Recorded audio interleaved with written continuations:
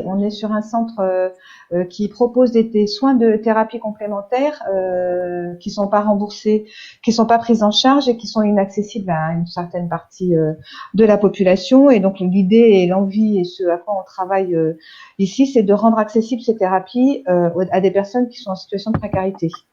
Donc on a un lieu qui est ici à Nantes, à Croix-Bonneau, où on regroupe tous les thérapeutes. Ils viennent ici, ils dégagent tous une demi-journée par mois bénévolement pour pouvoir venir et rendre ces thérapies accessibles.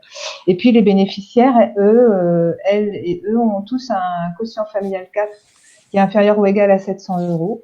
Et ils peuvent donc bénéficier des soins ici comme dans n'importe quel cabinet et en participant financièrement à hauteur de leurs moyens financiers entre 10 et 20 €. Voilà, les thérapeutes étant bénévoles, la participation des bénéficiaires, c'est vraiment participer aux charges de l'association. Voilà.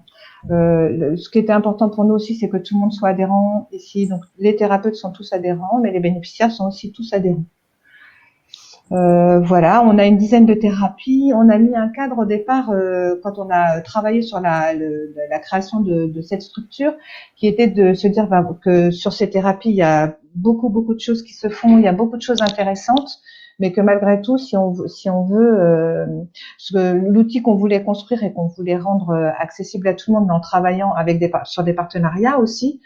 On a du coup mis un cadre qui est le cadre de l'OMS. On propose ici des thérapies qui sont reconnues par l'OMS et on va un petit peu plus loin. C'est-à-dire que les thérapeutes qui intègrent Altersoin passent par tout un process avant d'intégrer Altersoin.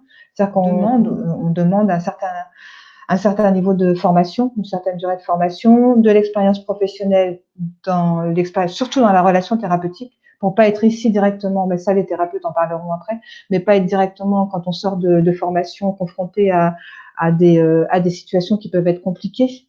Donc c'est souvent c'est plus rassurant, plus sécurisant pour tout le monde et même pour les thérapeutes d'avoir déjà eu de l'expérience en cabinet.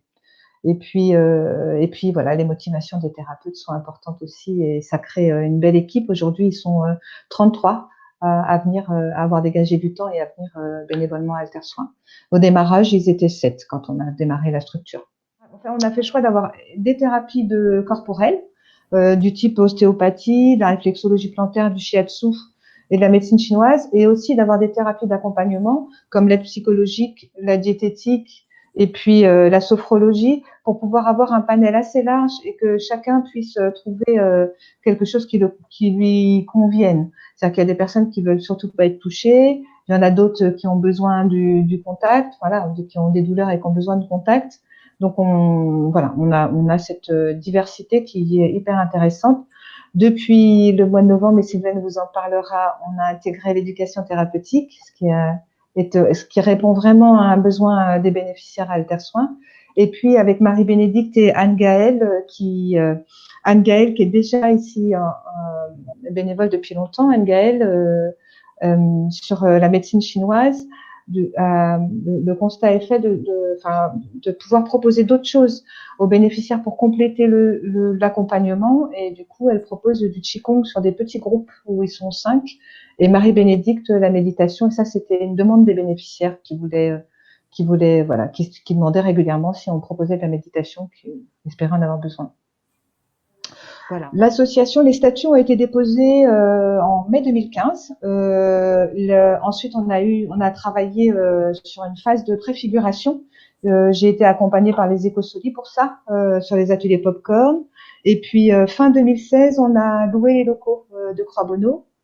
On va dire que notre première vraie année, c'était 2017. 2021, on sera à peu près à 850 consultations. Et on est arrivé à plus de 3000 depuis la création. Alors, on a fait réaliser une étude d'impact parce que c'était auprès des bénéficiaires, parce que c'était important pour nous d'objectiver ce qui se passait ici, parce que du coup, chaque thérapeute avait une relation, entendait à la fois les histoires et les parcours des bénéficiaires, et puis pouvait ressentir ce que le soin apportait. Nous, à l'accueil aussi, on le voyait, mais à la fois, voilà, c'était juste notre ressenti à nous. Et ce qui était important, c'était d'aller auprès des bénéficiaires et d'aller regarder sur cette étude d'impact voilà ce que eux avaient à en dire. Et on a travaillé avec une structure qui s'appelle Alteraction, qui propose à des étudiants de grandes écoles de faire des missions comme ça pour des associations. Donc ils ont mené cette mission pendant 5 mois, et puis on a eu des résultats plutôt qui objectifs et qui sont très très intéressants. D'abord pour dire que ça a un rôle sur leur santé, ils se sentent en meilleure santé. Leur passage à Altersoin participe en tous les cas à de l'estime d'eux-mêmes et puis de se sentir mieux, de se sentir reconnu, écouté, pris en charge. Voilà. Et puis, j'ai répondu. Merci beaucoup, Manika.